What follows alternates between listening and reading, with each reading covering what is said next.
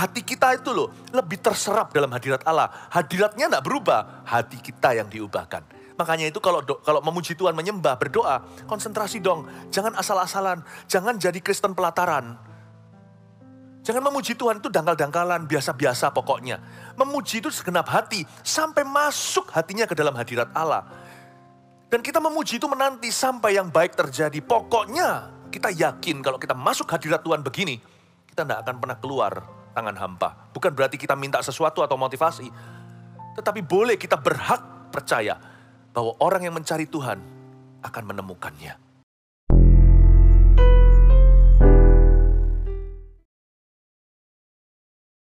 Tuhan Yesus, Engkau yang memberi kami kemenangan. Cepat atau lambat, semoga cepat. Tapi lambat pun kami akan tunggu, sebab kemenangan hanya datangnya daripadamu.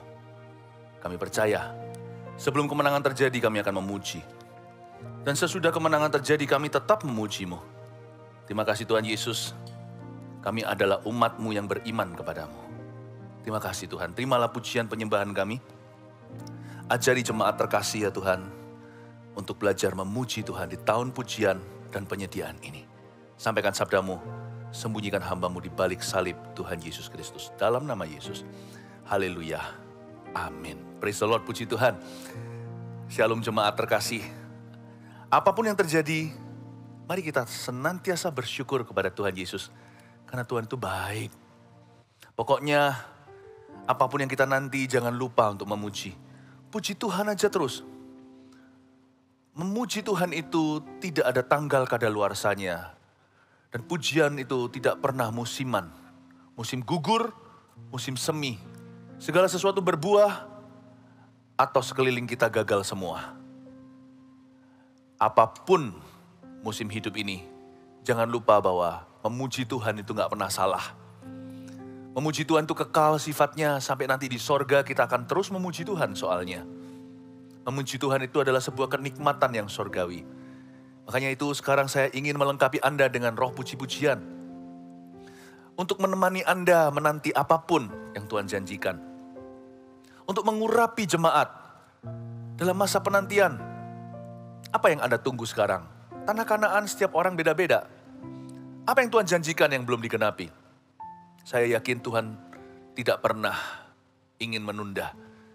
Tapi kalau kita sekarang diuji, kita kejepit di tengah. Kita nggak tahu harus apa. Puji Tuhan dulu, nanti Anda akan tahu. Hati kita akan tahu sendiri harus berbuat apa dalam segala situasi. Saya berikan judul firman yang saya mau bagikan sederhana, simple. Judulnya begini, memuji hingga yang baik terjadi. Saya ulangi, memuji hingga yang baik terjadi. Udah pokoknya puji Tuhan saja sampai yang baik kejadian. Sebelum terjadi terus puji. Sesudah terjadi terus puji Tuhan. Mazmur 138. Memuji hingga yang baik terjadi, ayat 1 dari Daud. Aku hendak bersyukur kepadamu dengan segenap hatiku. Di hadapan para Allah aku akan bermazmur bagimu. Aku hendak sujud ke arah bait-Mu yang kudus dan memuji nama-Mu. Oleh karena kasih-Mu dan oleh karena setia-Mu, sebab Kau buat nama-Mu dan janji-Mu melebihi segala sesuatu. Pada hari aku berseru, Engkau pun menjawab aku. Engkau menambahkan kekuatan dalam jiwaku. Semua raja di bumi akan bersyukur kepadamu ya Tuhan, sebab mereka mendengar janji dari mulut-Mu. Mereka akan menyanyi tentang jalan-jalan Tuhan, sebab besar kemuliaan Tuhan. Tuhan itu tinggi, namun Ia melihat orang yang hina dan mengenal orang yang sombong dari jauh. Jika aku berada dalam kesesakan, Engkau mempertahankan hidupku. Terhadap amarah musuhku, Engkau mengulurkan tangan-Mu. Dan tangan kanan-Mu menyelamatkan aku. Tuhan akan menyelesaikannya bagiku. Ya Tuhan, kasih setia-Mu untuk selama-lamanya. Janganlah Kau tinggalkan perbuatan tangan-Mu. Memuji hingga yang baik terjadi. Dari Daud, seorang yang berkenan di hati Allah, bahasa Inggrisnya a man after God's own heart. Seseorang yang ngerti hatinya Tuhan, yang mudah menangkap isi hati Tuhannya. Dari Daud kita bisa belajar pentingnya memuji. Ternyata memuji itu bukan hanya rohani, itu berguna loh bagi Anda dan saya. Dia tidak memecahkan masalah. Roh puji-pujian itu bukan solusi masalahmu. Tapi roh puji-pujian adalah solusi hatimu. Dan kalau hati kita mau dipakai Tuhan serta pikiran untuk memecahkan masalah kita dan masalah orang lain, kita harus mengenakan jubah pujian. Sebab mengeluh hanya membuatmu jatuh. Menggerutu membuat kita akhirnya mati seperti bangsa Israel di padang pasir itu. Puji-pujian sekalipun bukanlah solusi praktisnya.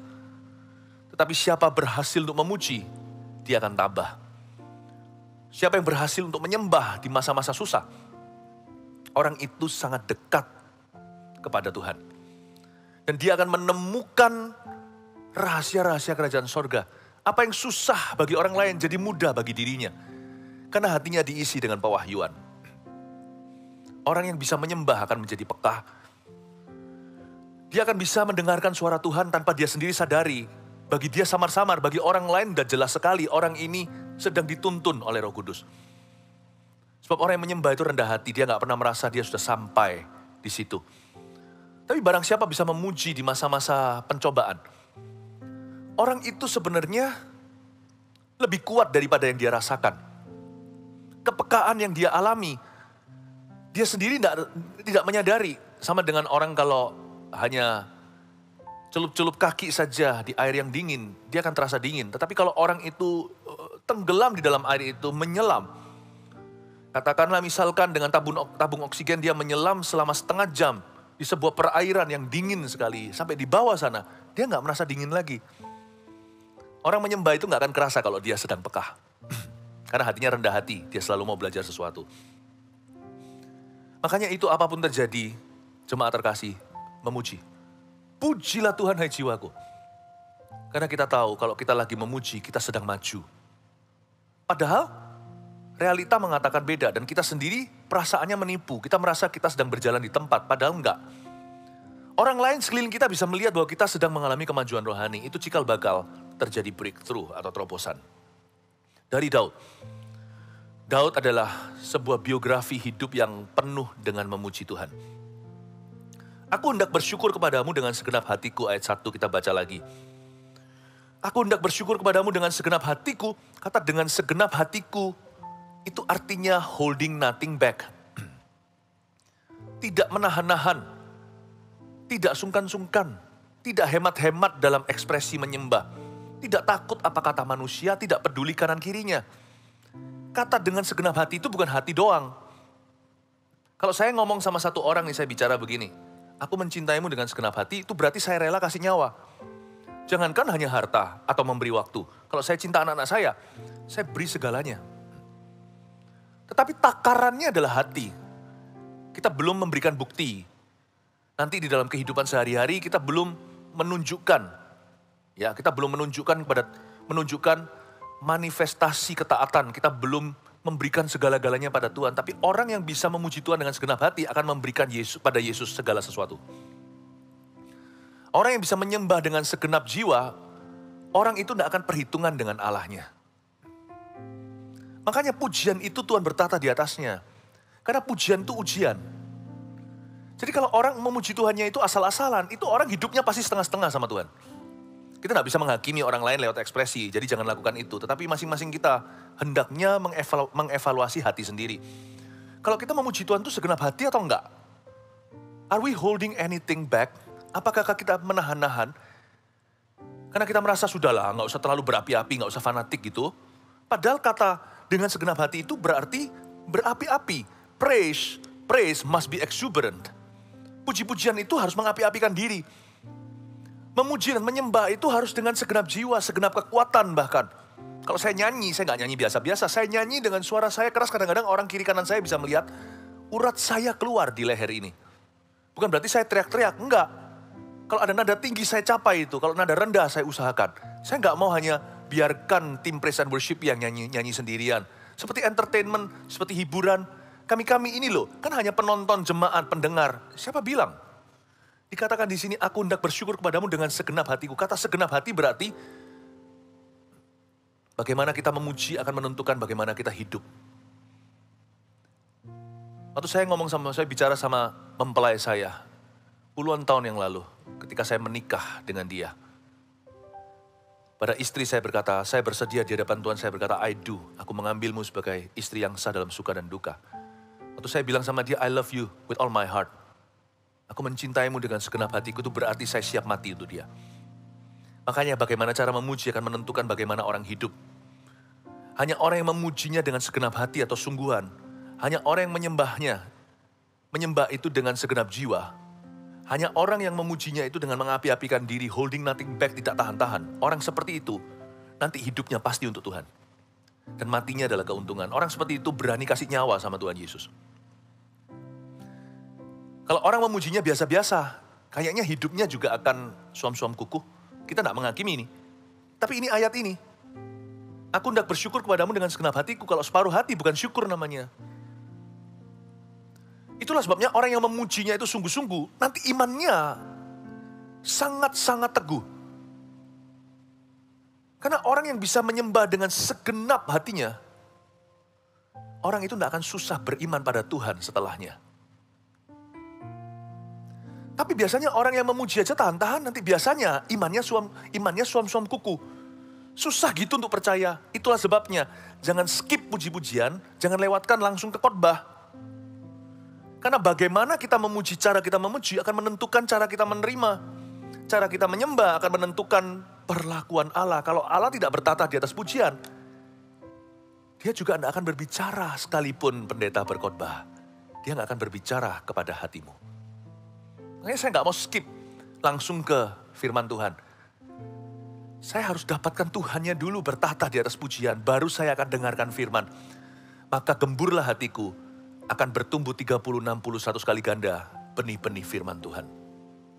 Perkataan yang keluar dari mulut Tuhan lewat mulut hamba Tuhan tidak akan kembali sia-sia. Karena kalau Tuhan sudah bertata di atas pujian, hidup saya akan dihujani firman.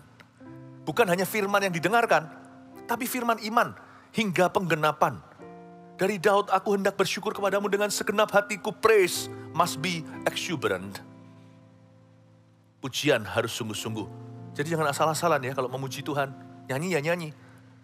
Tepuk tangan ya tepuk tangan, angkat tangan ya angkat tangan. Berlutut, bersujud ya bersujud. Saya nggak melakukan itu di depan manusia. Ada nggak ada orang, saya berlutut kalau itu udah waktunya untuk bersujud. Ya saya lakukan itu. Kalau itu sudah menjadi perjanjian saya dengan Tuhan. Kalau saya angkat tangan, meskipun saya di kamar saya sendirian, saya akan angkat tangan. Kalau memang itu adalah ekspresi hatiku. Demikian pula kalau di gereja, kalau saya angkat tangan, saya nggak terpengaruh karena orang banyak di sekelilingku, maka saya mengangkat tanganku. Tidak, saya angkat tangan karena saya jujur dengan hatiku. Karena saya menyembah selalu dengan segenap hati. Dan saya memuji selalu dengan segenap jiwa. Dengan segenap itu artinya dengan jujur.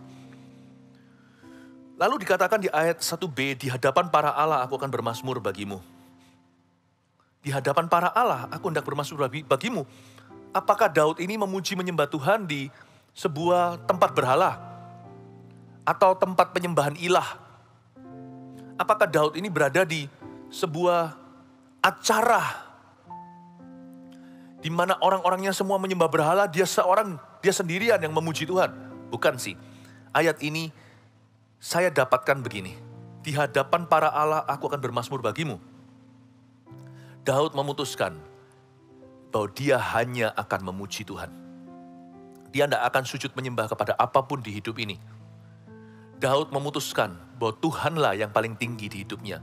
Tuhan satu-satunya yang layak menerima pujiannya. Loyalitasnya hanya kepada Tuhan.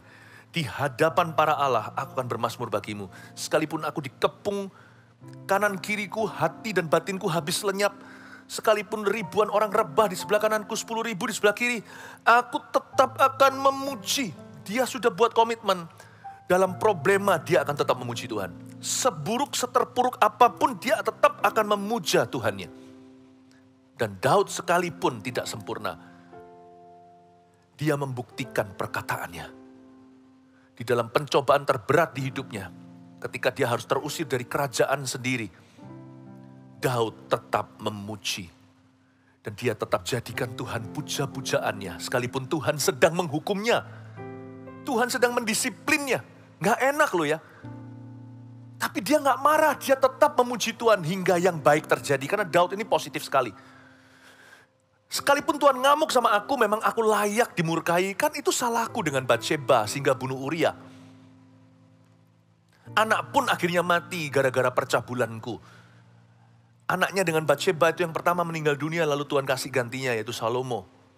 Yang menjadi pengganti atau menjadi penerus tahtanya. Tapi sebelum itu ada satu episode menyakitkan. Allah menghukum dia. Sekalipun sudah ampuni, Tuhan kasih konsekuensi karena tabur tuainya ada. Daud akan masuk surga, iya. Tapi selama di dunia ini dia didetok sama Tuhan karena dia bukan anak gampangan. Sementara Tuhan sedang hukum dia. Dia mengambil keputusan di hadapan para Allah, aku tetap akan bermazmur bagimu. Sekalipun musuh mengejarku, sekalipun pemuka-pemuka bangkit melawan aku, sekalipun teman-temanku mengkhianati aku, paling sakit itu pengkhianatan. Dia berkata, aku tetap akan memuji Tuhan. Dan Daud buktikan loh itu. Saya kagum sama orang ini bukan karena dia sempurna. Because he was true to his word. Karena dia menepati janjinya. Dia manusia yang bisa dipegang kata-katanya di hadapan Tuhan, nasar yang dia buat. Aku hendak bermazmur bagimu di hadapan para Allah. Aku akan memuji Tuhan, coba lihat berapa lama Tuhan tahan. Karena Tuhan itu kasih, dia pasti terharu. Bukan memanipulasi. Karena Daud tahu.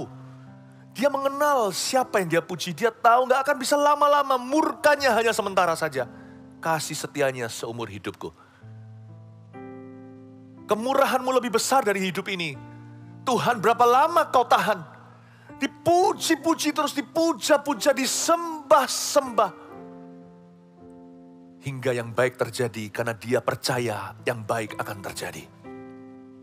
Dia gak peduli kalau sekarang realitanya berbeda. Bahkan ketika salah satu jenderalnya itu, panglima bala tentaranya itu mau parang satu orang yang lagi ngutuk-ngutuki Daud ketika dia sedang terusir dan sedang secara berarakan mereka berbaris keluar kota. Dilempari batu, lalu diumpat segala, mau diparang itu. Daud berkata, simpan pedangmu kalau Tuhan yang suruh. Aku mau dikata-katai begitu. Memang aku orang yang jahat, aku jatuh. Daud memuji Tuhan karena itu dia tidak mau membuat kesalahan. Karena dia memuja Allahnya. Dia tidak mau berdosa lagi. Dia berkata, stop it, enough is enough. Cukup.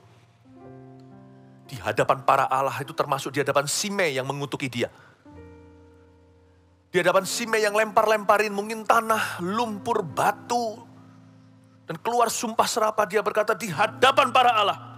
A huruf kecil, aku hendak bermazmur bagimu. Kita tahu memuji Tuhan itu tempat sakral. Kenapa? Karena waktu kita memuji sampai satu titik nih. Sampai satu titik. Kita menyadari bahwa kita hanya punya satu penonton saja. Entah di gereja atau sendirian di rumah. Kita hanya punya satu audience. One person audience namanya Yesus Kristus. Memuji Tuhan itu gak akan selalu senantiasa berada di gerbang pelataran.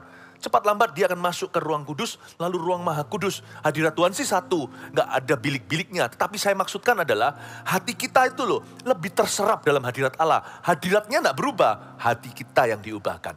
Makanya itu kalau memuji Tuhan, menyembah, berdoa, konsentrasi dong. Jangan asal-asalan, jangan jadi Kristen pelataran.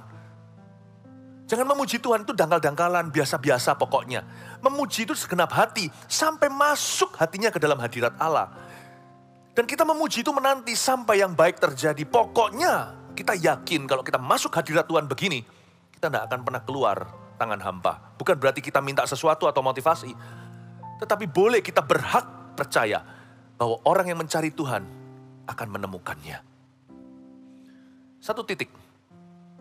Kita tidak akan berhenti di pelataran, kita akan sujud ke arah bait yang kudus. Lama-lama kita masuk beneran. Ketika hati kita arahkan untuk memuji, kita akan masuk ke dalam hadirat Allah. Dan kita akan menyadari di titik mana, di kilometer berapa. Setelah berapa menit kemudian, kita tidak tahu kapan, tapi hati kita seperti diangkat, seperti di rapture, seperti terjadi pengangkatan hati. Dan kita masuk ke dalam sebuah ruangan yang bukan ruangan sama sekali. Sebuah kesadaran bahwa Tuhan Yesus satu-satunya audiensku. Dimana kalau kita di tempat itu, di hadirat demikian, kita merasakan bahwa everything else, segala sesuatu di hidup ini adalah idol atau ilah. Dulunya kita banggakan, waktu kita memuji Tuhan, kita berkata, ya ampun gitu aja kok gua banggain. Tuhan, Engkau lah yang kumuliakan. Tiba-tiba mendadak, segala sesuatu di sekeliling kita itu jadi bayang-bayang.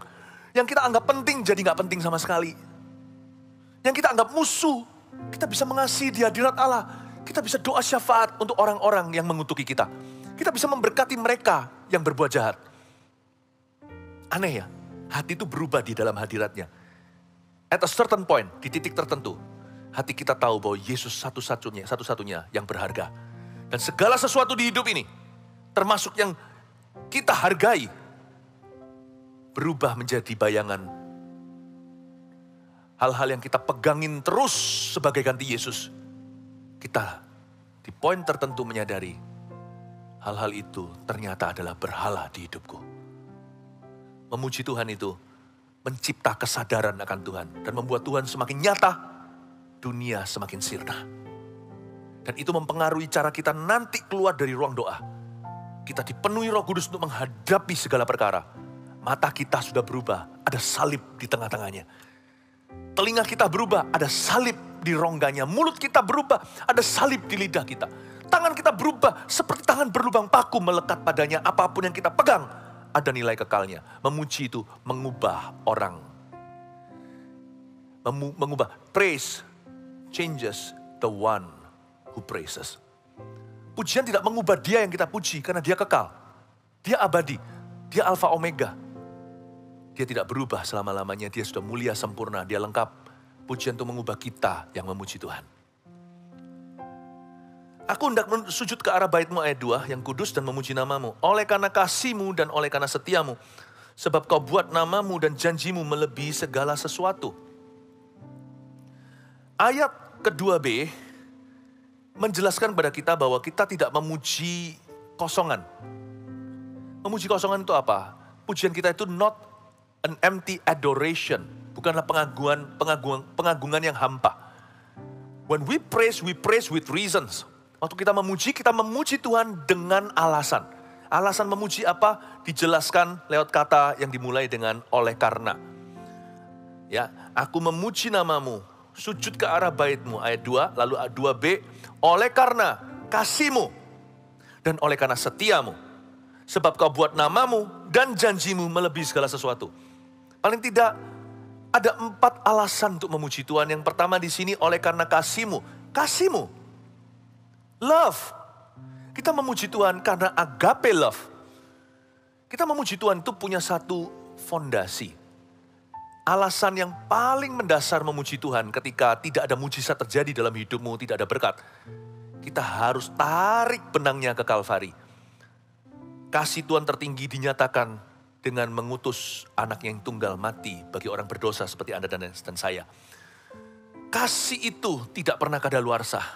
Sekalipun sekarang doa kita belum dijawab. Yang baik belum nampak terjadi di depan mata. Tanda-tandanya pun belum ada titik terang di dalam pergumulan masalah kita. Tapi memuji itu selalu benar dan dibenarkan karena memuji itu langsung koneksinya ke Kalvari. Kita memuji karena agape love of God. Karena kasih agape Allah. Dan kita memuji karena kasih itu sempurna. Waktu Yesus di atas kayu salib dia berkata, my work is finished, it is finished, sudah selesai ya Bapak. Kita memuji Tuhan sekalipun belum mengalami keajaiban hari ini. Tapi kita bisa merayakan keajaiban yang sudah terjadi. Bahwa semua berkat itu sudah dibeli. Termasuk keselamatan berkat tertinggi. Mujizat terbesar adalah keselamatan jiwa kita. Itu pun sudah lunas terbayar. Agape love itu bukan hanya cetusan. Itu sudah ada buktinya. Kasih Allahku sungguh telah terbukti. Ketika dia serahkan anaknya. Kasih Allah mau berkorban bagi kau dan aku. Tak ada kasih seperti kasih-Mu. Bersyukur, bersyukur, bersyukurlah. Bersyukur karena kasih setia-Mu. Ku sembah, ku sembah, ku sembah dan ku sembah. Selama hidupku ku sembah Kau Tuhan. Ku sembah, ku sembah, ku sembah dan ku sembah. Selama hidupku ku sembah Kau Tuhan. Kenapa pujian penyembahan itu penuh dan mengandung kuasa? Karena kita sedang memproklamasikan segala sesuatu yang sudah Tuhan selesai kerjakan. Sehingga ketika kita dengung-dengungkan itu mengundang kuasa Allah kembali bekerja. Karena sudah terbayar lunas, bukan? Makanya itu ketika Di penjara Paulus dan Silas menyanyikan kidung pujian, gempa bumi bukan karena mereka ekspektasi begini, tapi karena Tuhan, tanda kutip, tidak tahan mendengarkan mereka mengaku-ngakui kebesarannya, sedangkan hambanya ada di penjara. Tuhan bebaskan mereka. Waktu Tuhan dipuji-puji, dan mungkin mereka menaikkan syukur betapa Tuhan itu dahsyat, itu mengundang kuasa yang dahsyat itu turun segera. Gempa bumi, lepaslah semua engsel-engsel penjara. Yang lebih hebat dari itu, kepala penjara dan seisi rumahnya bertobat terima Yesus. Memuji Tuhan itu landasannya kasih. Agape, the finished work of Christ on the cross. Pekerjaan Yesus yang sudah selesai di atas kayu salib di Kalvari. Selain itu, karena setiamu. Setia di sini bicara tentang karakter Allah yang tidak pernah berubah. Jangan memuji Tuhan itu bergantung sikon atau keadaan. Memuji Tuhan itu berdasarkan karakternya yang gak pernah berubah. Sekalipun kita belum mengalami keajaiban, Tuhan tidak berubah, Dia tetap ajaib. Sekalipun sekarang yang kita butuhkan belum diberikan, Tuhan tetap adalah Yehovah Jireh. Allah yang memelihara, Dialah yang menyediakan. Ketika kita memuji, justru penyediaan itu diberi, bukan sebaliknya ketika kita mengeluh. Kalau kita mengeluh ya, dapat penyediaan, itu bisa jadi kutukan loh. Orang Israel menggerutu, minta apa? Minta burung puyuh. Dikasih nggak? Dikasih. Satu orang makan sampai dagingnya itu keluar dari hidung, menjijikan. Jangan pernah kita tuh targetkan penyediaan. Target itu pujian. Penyediaan Allah dalam hidup kita itu target Tuhan. Karena setianya, puji Dia. Saya belum sembuh, Dia tetap Yehovah Rafa. Dia adalah Allah penyembuh kita. I send my word and heal your disease. I am the Lord your healer. Kau berfirman dan sembuhkanku. Engkau Tuhan penyembuhku. Padahal masih sakit tuh. Kau berfirman dan sembuhkanku. Engkau Tuhan penyembuhku. Tetaplah kita memuji Tuhan karena karakternya itu patut dipuji. Selain itu, kau buat namamu dan janjimu melebihi segala sesuatu. Berikutnya adalah namanya. Ada apa pada nama? Pada nama ada asosiasi. Pada nama ada memori, bahkan trauma. Contohnya, ada orang tertentu kalau setiap kali dengar kata ayah, itu trauma karena pernah dilecehkan waktu kecil. Sayangnya, di dunia ini itu realita. Ada juga papa-papa yang buruk, yang pukul anaknya tanpa sebab. Ada juga yang bahkan melecehkan secara seksual darah dagingnya sendiri. Orang yang sudah pernah mengalami begini kalau nggak dipulihkan beneran, kalau bukan kuasa Roh Kudus membebaskan, orang itu akan trauma setiap kali disebut, setiap kali dia mendengar kata ayah. Apalagi nama papanya, langsung ketakutan. Sebagian anak bisa sampai pipis berdiri karena dipukuli. Setiap kali dia lihat papanya atau dengar suaranya atau bahkan mamanya berkata, "Mama beritahu papa ya," langsung dia ngompol di celana. Nama itu bisa ada trauma.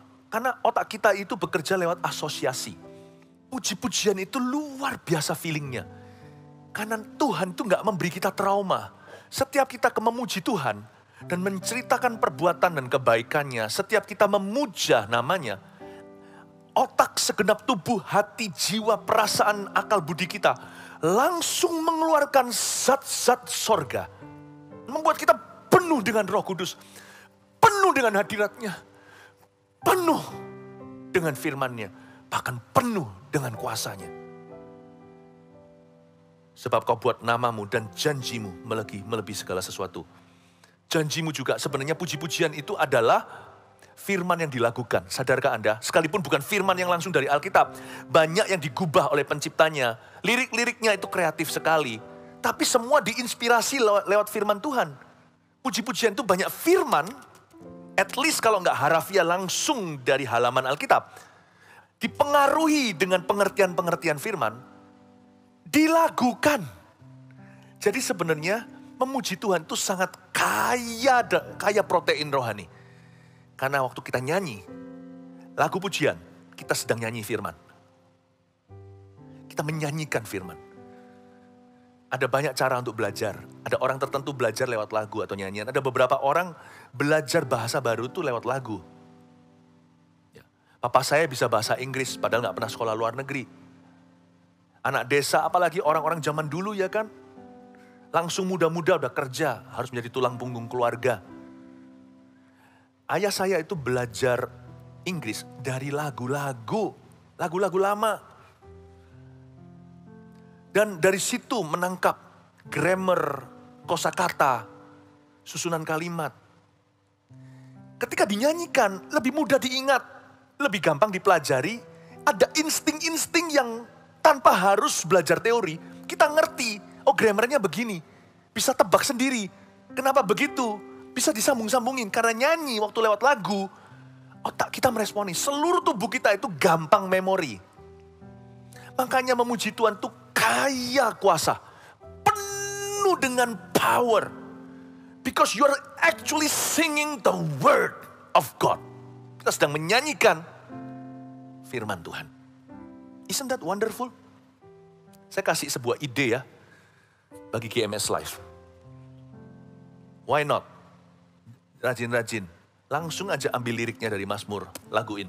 Karena waktu jadi Alkitab, melodinya hilang. Hanya liriknya. Sekarang tambahkan melodinya. Tuhan yang sama. Yang kasih mereka lagu itu. Tuhan akan memberimu melodinya. Why not? Ketika kita menyanyikan lagu-lagu pujian, kita sedang menyanyikan kuasa firman. Lihat ayat berikutnya, ayat 3. Pada hari aku berseru, Engkau pun menjawab aku. Engkau menambahkan kekuatan dalam jiwaku. Semua raja di bumi akan bersyukur kepadamu ya Tuhan. Lupakan raja-raja. Ini hanya ilustrasi saja. Kenapa kok semua raja akan bersyukur? Kenapa kok kekuatan ada dalam jiwa? Sebab mereka, ayat 4b, mendengar janji dari mulutmu. Ketika kita menyanyikan lagu pujian, kita sedang mendengungkan janji-janji Tuhan pakai melodi lagi yang gampang memori.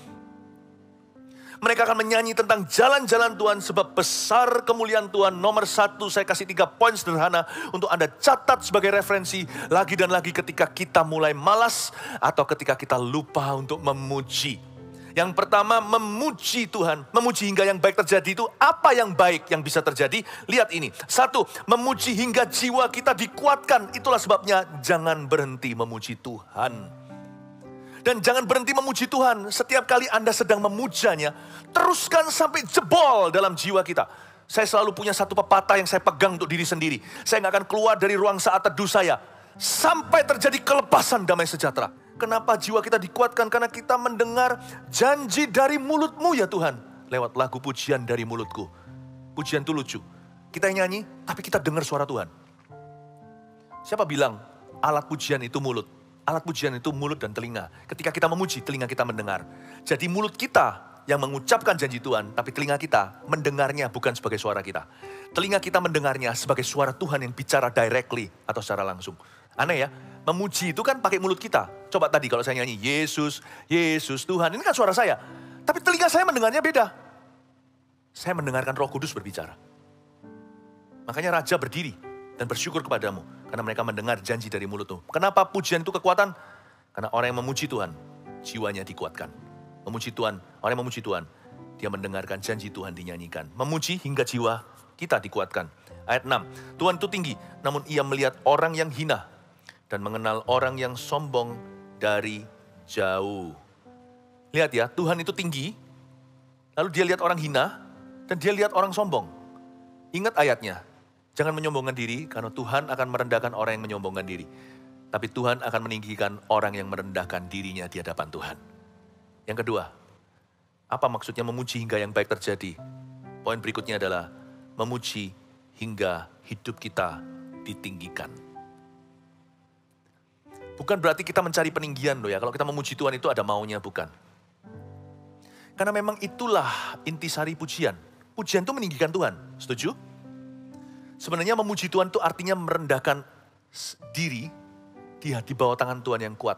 Seperti surat Petrus katakan begitu. Orang yang sedang memuji Tuhan itu sedang merendahkan hati. Dan orang yang merendahkan diri di bawah tangan yang Tuhan yang kuat, Tuhan akan meninggikannya. Bila kau yang membuka pintu, tak ada satu pun dapat menutupnya. Bila kau yang mengangkat aku Tiada yang dapat merendahkanku. Ketika kita memuji Tuhan, sebenarnya kita sedang merendahkan hati dan merendahkan diri kita di bawah tangan Tuhan yang kuat untuk ditinggikan. Memuji itu bukan mencari peninggian diri sendiri. Memuji itu meninggikan Tuhan. Makanya itu teruslah memuji Tuhan. Dan teruslah merendahkan hati hingga Tuhan meninggikanmu. Dan ketika Tuhan meninggikan Anda suatu hari, promosi tidak datang dari barat atau timur, kiri dan kanan. Promosi itu datangnya dari atas, yaitu dari Tuhan. Ketika ditinggikan, tetaplah memuji Tuhan. Memuji hingga yang baik terjadi. Jangan berhenti memuji. Terus saja puji Tuhan. Sampai hidupmu diperhatikan. Sampai hidupmu diubahkan. Sampai hidupmu mengalami peninggian Tuhan. Amin. Saya kalau memuji Tuhan nggak memikirkan kapan saya ditinggikan. Nggak. Saya memuji Tuhan itu selalu memikirkan agar Tuhan yang ditinggikan. Tapi justru karena itulah orang yang memuji Tuhan akan mengalami peninggian dari Tuhan. Hidupnya tidak akan terpuruk di sana. Dia akan menjadi kepala bukan menjadi ekor. Ini bukan bicara tentang harta. Ini bukan bicara tentang posisi. Ini bicara tentang fungsi. Dan berbicara tentang penyertaan dan pengaruh. Memuji hingga hidup kita ditinggikan. Berikutnya, ayat 7. Jika aku berada dalam kesesakan, engkau mempertahankan hidupku. Terhadap amarah musuhku, engkau mengulurkan tanganmu dan tanganmu menyelamatkan aku. Simpel lah ya, ayat 7. Jika aku berada dalam kesesakan, engkau mempertahankan hidupku. Tugas kita hanya memuji Tuhan. Bagian Tuhan adalah mempertahankan. Jika aku berada dalam kesesakan, Daud berkata di hadapan para Allah, aku memuji Tuhan. Tugasmu dan tugasku adalah terus memuji. Apapun musim hidupmu, terus memuji Tuhan. Nah, bagian Tuhan, itu nggak usah kita campuri. Tuhanlah yang akan mempertahankan hidup kita. Ayat 8, poin terakhir. Tuhan akan menyelesaikannya bagiku. Ya Tuhan, kasih setiamu untuk selama-lamanya. Janganlah kau tinggalkan perbuatan tanganmu. Tuhan akan menyelesaikannya bagiku, garis bawahi itu. Memuji hingga yang baik terjadi. Kalau pertama tadi memuji hingga jiwa kita dikuatkan, jangan berhenti. Yang kedua, memuji hingga hidup kita ditinggikan, terus rendah hati. Yang ketiga, memuji hingga satu persatu rencananya digenapi. Itu yang dimaksudkan dengan Tuhan akan menyelesaikannya bagiku. Terus puji Tuhan, sampai satu persatu, one by one. Rencana Tuhan di hidup kita digenapinya. Jangan pernah keluar dari hadirat Bapa. Ingatlah, kita hanya bisa keluar dari ruang ibadah. Kita tidak boleh keluar dari hadirat Allah. Dan ketika satu persatu mulai digenapi, jangan lupa sama Tuhan. Tetap tinggal di dalam Dia. Yesus pokok anggur kita. Pokoknya tinggal dalam Yesus, itulah maksudnya Yesus pokok anggur. Dalam suka duka seperti orang menikah, kaya, miskin, sakit, sehat, jangan keluar dari hadirat Bapa. Jangan putus hubungan, janganlah berhenti bersekutu dengan rohnya yang kudus itu. Memuji hingga yang baik terjadi bukan hanya memuji sampai jiwa ini kuat atau dikuatkan. Jangan berhenti sampai memuji. Memuji Tuhan jangan berhenti sampai hidup kita diperhatikan alias ditinggikan. Pujilah Tuhan terus sampai mati. Memuji hingga satu persatu rencananya digenapi. Kalau ada satu rencana digenapi, jangan kita gede rasa terlalu dini dan berkata sudah selesai. Never. Selama kita hidup masih ada rencana berikutnya. Satu persatu setiap kali ada satu rencana digenapi, ada rancangan yang menunggu kita.